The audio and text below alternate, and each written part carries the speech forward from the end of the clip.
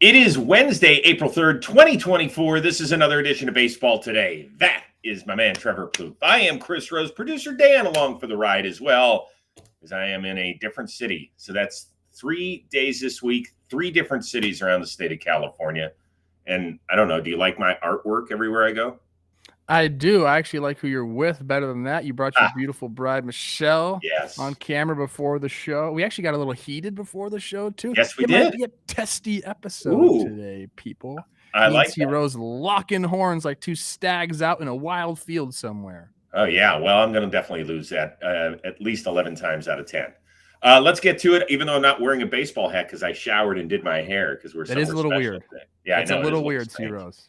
I'm going to give a tip of the cap to Cubs fans who propelled one of the stars of the team to do something great. Listen to this. And they chant for Cody. High fly ball, right field, on its way, and Belly answers off the scoreboard. I got to tell you, that was pretty damn cool, right? To hear him chant his name and then he hits one off the freaking board. I mean, what do we talk about all the time? Confidence is king in the box, dude. And you got the whole freaking crowd chanting your name. Like, what else is going to give you more confidence than that? So I love it. I think, hey, crowds, like, you got more influence than you think. I would say that to them. So maybe Avisail Garcia needs to send that clip to every Marlins fan, and then we could turn things around, maybe get them in the win column. Just a thought. I guarantee if they started chanting his name, he'd feel pretty good in the box. I don't know if it's going to, turn into a homer, but the confidence would skyrocket. Speaking of a guy who feels pretty good in the box today, as opposed to yesterday at this time, Bryce Harper. He started out the year hitless before Thursday's game against the Cincinnati Reds, and then he did not 1, not 2, but 3 things pretty special. Lefty on lefty. Yeah, it's hooked deep to right center field. No doubt about it. A 3-homer game. He caps it off with a grand slam. What a night to be Bryce Harper. 2 solo home runs, a grand slam, and the Phillies lead it 8-1. I love Tom McCarthy. Love him. But isn't every night a great night to be Bryce Harper? Let's just be honest here. Exactly. I totally agree with you. But you know what, Bryce? You're no Scooter Gennett. Ha! 4-homer game. That's funny. So the question I've got is, this is the start of year 6 for Harper in Philly. He played 7 seasons in Washington. What has been the more fun version of Harper to watch? It's actually a really good question, Heroes. Sometimes I get on you about your questions. Yes, this one was a really good one. And you're going to hate my answer. I think they're both there's 2 separate things. I think they're not even really comparable, to be honest with you, because Bryce in Washington was this like young guy. I felt like he had really had a chip on his shoulder, which is crazy to think because the guy's been lauded as the savior of baseball since he's been 14 years old, and he's done everything right. So like the chip shouldn't really be there, but that's how he plays, and especially when he was young. Like, I think he got questioned a lot about by the veterans on his team, and people I feel like he was almost more of like villainous when he was younger, which is kind of strange to say, but he had some incredible years there. So we're talking about the player. I think he's kind of been the same guy, but as far as character and the way he's viewed throughout the league, it's been different. I really like that version of Bryce, the young guy, flipping his helmet off in his first triple in Dodger Stadium. MVP season there. He one-dotted it a few times. I think he really felt like at that point he still had a lot to prove. And that's really fun to watch a guy as talented as Bryce feel like he has a lot to prove. So I like that version of him. I think I like the Phillies version better because he's more mature. He's very confident in his skin, and he's just bought into this franchise way more than I think he ever really bought into the Nationals franchise. And I know maybe Nationals fans don't want to hear that. And I know it's not like he wasn't bought in there, but he chose to go to Philadelphia. He didn't choose to go to the Nationals. He got drafted by them. I'm sure he loved his time there, but Philly is somewhere that he said, I'm there, no opt-outs, baby. And we've seen just a different type of guy. I feel like Whereas before he was trying to prove himself, he's not doing that anymore. He's the guy there, the leader of that clubhouse. He's like ingrained himself in the city. So to answer your question, what was the question? More fun to watch? Yeah, more fun to watch. But I think you nailed it. I think it's Philly. If I had to give an answer, I liked both versions. They're so different. I think Philly Bryce is more fun to watch. I think he's having more fun. I think so too. I think the first part was really hard. And we've talked about this with Bryce Harper, that he's one of literally a handful of athletes, LeBron, Tiger, guys who we have been in the social conscience since they were a teenager and actually lived up to the billing. It is so hard to make it at any level, whether you're a guy who's receiving front billing or you're just a dude. And he's done it remarkably well. But I do think he was trying to figure out exactly who he was in Washington. And I don't know if you had heard this, but I had heard that he didn't get great mentorship there, that maybe he thought he was, but he wasn't. And I don't blame him one bit at all for that, because you never know who to gravitate toward. He got up here at 19 years old. I do think that he is just comfortable with who he is in Philadelphia, and that has made it really, really fun for us to watch. Although Washington Bryce was incredible, just the enthusiasm he would play with. Like, he just seemed to play at a different speed, that violent swing, the whole bit. I am curious, if we had taken a national poll of popularity, Bryce Harper during the Nationals years, as opposed to now in Philly.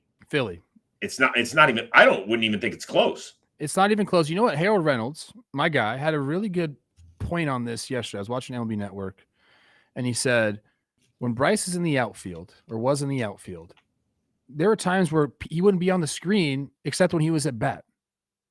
And now at first base, he's involved in a lot more plays. He's a lot more screen time for Bryce Harper. I thought that was a really good point. I've never really thought about it like that. They mentioned like when he went to the playoffs, whatever year it was, he had 6 balls hit to him in 5 games. So like you're only seeing Bryce for that amount of time. And now all of a sudden we're seeing him when guys get on base, catching the throw. Like people are seeing Bryce more now. I think that's going to lead to being even more popular. But I totally agree with, I think in Philly, I think he's like a university-like baseball player. I think so too. Unless you're a fan of the Braves or the Mets or something like that, maybe you have a little disdain for what he does to your team, but I think you still really, really respect the guy. Yeah, I think that's the thing, is that he has the respect of everybody, because it's not like he doesn't have any antics. Like, he just plays his ass off. He's in the right way, man. He does. And he is ferocious when he's at the plate. Here's what everyone says about him, or you better think this. You'd want him on your team. I know Jake's mentioned that as Yankees fans, like, they had a shot to get him. Yep. Didn't quite work out there. Mookie Betts is a guy that every team would want. There's no question about that. He continues to rock.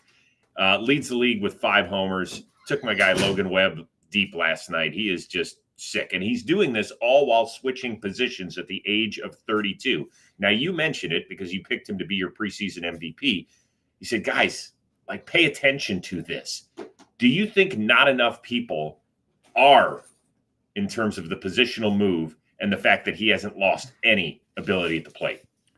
I think there is a little bit like Mookie fatigue. Like, he's just been good for so long that people just expect him to be good. So when he's putting out numbers like this, like, oh yeah, that's Mookie Betts. He's one of the best players in baseball. I do think more people should pay attention to the fact that he moved to shortstop. I mean, I've talked so much about that already and how difficult it is. I did see him and Miggy Rowe taking ground balls together. And I mentioned this on Talking Baseball. The footwork difference between those two guys was leaps and bounds. Miggy Rowe's footwork at shortstop is incredible, and it just looked different than Mookie. And Mookie has, I think, a ways to go in that regard. But the fact that he's working on it with a guy like Miggy Rowe, like, this guy could end up being like a really, really good defender at shortstop. And like, just thinking about that, like, if we were to go back in time, Heroes 2017, and I was to tell you, hey, Mookie's going to be on the Dodgers playing shortstop in the year 2024, you'd be like, shut up. Right. And here he is. So yeah, I think more people should be talking about it. It's incredible what he's doing. Yeah, there was a really good column in The Athletic talking about what he does on a daily basis to get himself ready. And I did mention that, it's hard to believe he's 32 years old. It's pretty amazing. And I know we're a week into the season, but there's a real possibility that you're going to be right on this and that he's going to be an MVP and be an MVP in both leagues, which hasn't happened very much. It's even more rare to have people win an MVP at multiple positions. It just doesn't happen. You had Hank Greenberg, who won it at first base and then in left field. So that's making the move from the infield to the outfield. Stan Musial did the opposite. He moved from right field to first base. Robin Yount started out as a shortstop. He moved to center field, both grueling positions, but he couldn't do shortstop anymore because of shoulder issues. And then A-Rod just slid from shortstop to third. So those are the 4 people that have won MVP at multiple positions. But nobody, certainly in their 30s, is making a move from the outfield where you were a Gold Glover year after year and one of the best, in my opinion, to ever do it out there, to the toughest position on the diamond. Nobody's doing it. And to have zero carryover, because I've talked to countless guys when they are struggling in defensively, they bring it to the plate sometimes. And this guy, it's like the opposite. It's fueled him. Dude, that homer he hit off your boy Logan, or our boy Logan. I like Logan. Yeah, you're into. Sinker down in the zone like that. I think it was going to be a ball. It wasn't even a strike, and he went down and got it. That's so impressive, dude. The guy is just impressive, people. You know what he did after he was out there early taking ground balls with Miggy Rowe? He signed everybody's autograph that was out there on the field. They signed Made yours? time for it. Hey, did I get you? Did I get you? Like, I was blown away by how personable he was with the fans after getting his early work in. Like, that's so daunting to be, a guy like him, a face of the franchise. Look, I know he's compensated very well for what he does, but to be able to give your time like that on a day in, day out basis is something that I think a lot of fans understand. Like, not a lot of guys do that. Mookie's one of them. Yeah. Hey, speaking of the city of Los Angeles, once again, quick reminder, just over a week, Baseball Today is coming to you live for the first time ever. The 2 of us will be down at Boomtown Brewery. That's the venue where we had our All-Star Gala there a couple of years ago. We will be down there Friday, April 12th. It's before the Padres and Dodgers game. The VIP tickets, unfortunately, those are sold out, but general admission tickets are still available. That starts at 5 o'clock. So you come in, you're going to listen to our first ever live show. We've got a Q&A. You can get pictures with us. If you want that sort of stuff, it's great.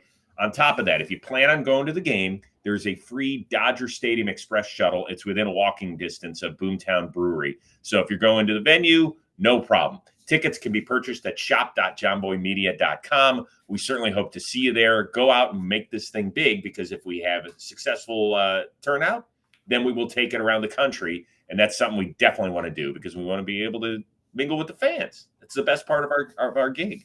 I can't wait for this. I'm so excited. I love the live events. I love when you and I get together. And I also like drinking beer. Yeah, I know you do. It's like a win-win-win. Yes, absolutely.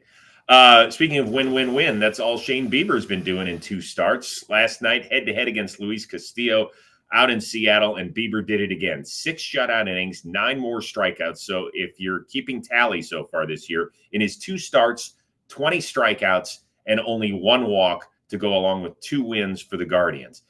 I think he was probably one of the bigger storylines coming into this season because of the trade talk over the last year, and then people saying, well, he wasn't healthy. Is Shane Bieber back to being Shane Bieber? Are you willing to say that and stamp it?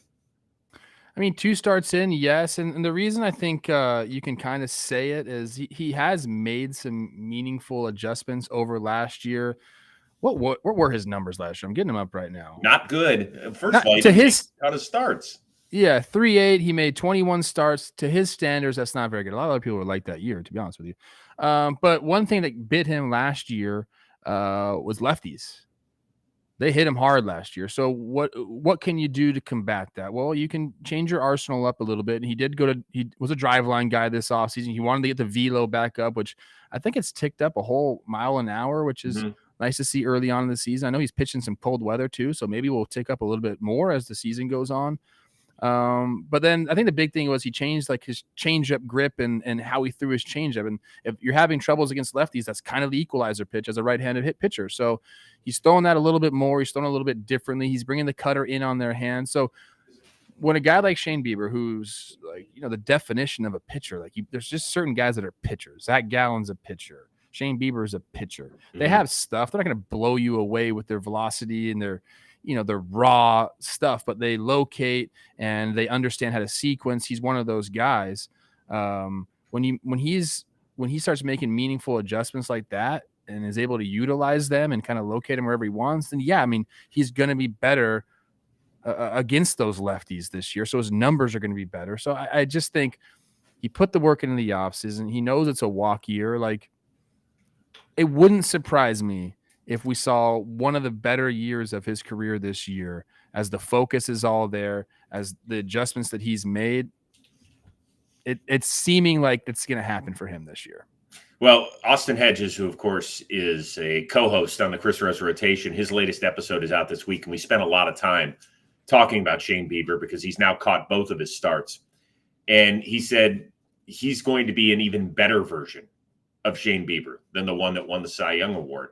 He said that it's that changeup that he's been working. It's just got a totally different movement on it.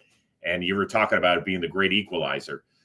So he kind of take us through the whole mechanics of what he's seeing behind the plate. So it's kind of a fascinating discussion. If you are either just a baseball fan who loves good pitching, if you're a Guardians fan, or, yes, I hate to say this because it breaks my heart, he's going to be back on the trade block if things go the wrong direction for the Guardians. And he might be the most sought after player. I'm not just talking about pitcher. I'm talking about player during the trade deadline. You're going to want to find out what could take him to a different level. For me, just watching so many of his starts throughout his entire career, basically all of them, he became one of the better strikeout pitchers in this league, right? In 2019, when he won the All-Star Game MVP, he was up over 11 Ks per nine. The next year in the shortened season where he won the Cy Young, over 14 Ks per nine. Still in double digits the next year. Then it started to go down and down. And last year, 7.5 strikeouts per 9 innings. He just wasn't getting guys out. And when you put barrel on the ball, things are going to happen. And even if you just put it in play and you don't barrel it up, things are going to happen against you. So that has been the difference maker, is that he's gotten more swing and miss. He's getting guys called looking a ton. And, yeah, I think he's back to being Shane Bieber. And that's exciting for me for right now. I just hope the rest of the team can live up to it so we can see him play it throughout the entire season. That's what I would say. He's a star. All right, let's move on here. Bigger deal. The Brewers improving to 4-0 without their closer and their revamped starting rotation. Or Houston's pen continues to struggle. Josh Hader giving it up last night with 2 outs in the ninth to Davis Schneider. 2-run shot. The Jays beat the Astros.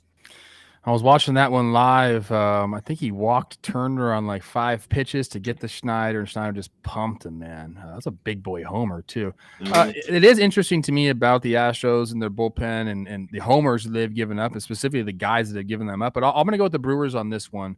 I think a lot of people overlooked them coming into the season. I believe their DraftKings win total was like at 74 or 76. So sub 500 for a team that just really never does that.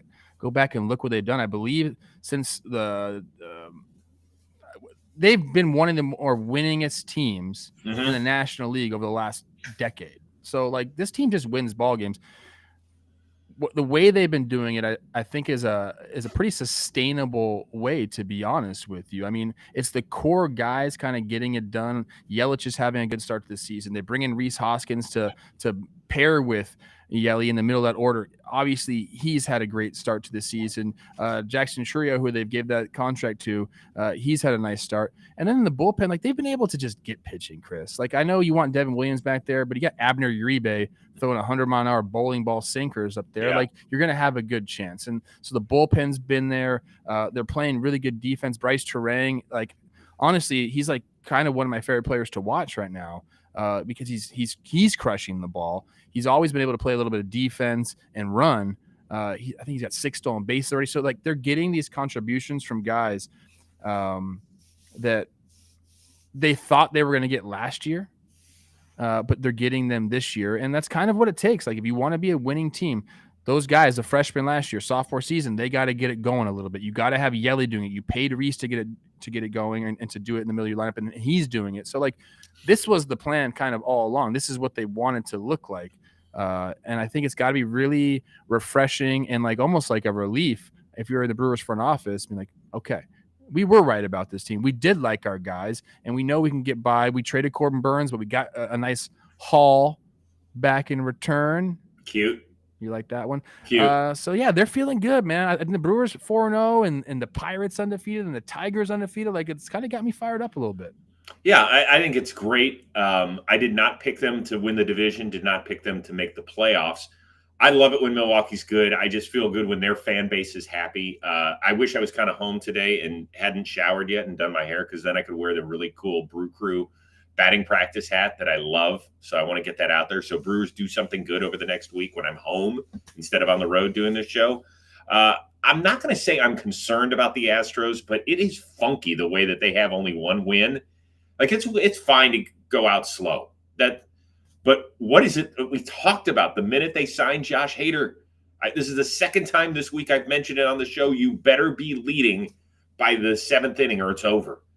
And so far, Abreu, Presley, and now Hader has 2 losses. So they have 4 of their 5 losses. That 3-headed monster that was supposed to just slam the door shut is the one kicking it open for other teams.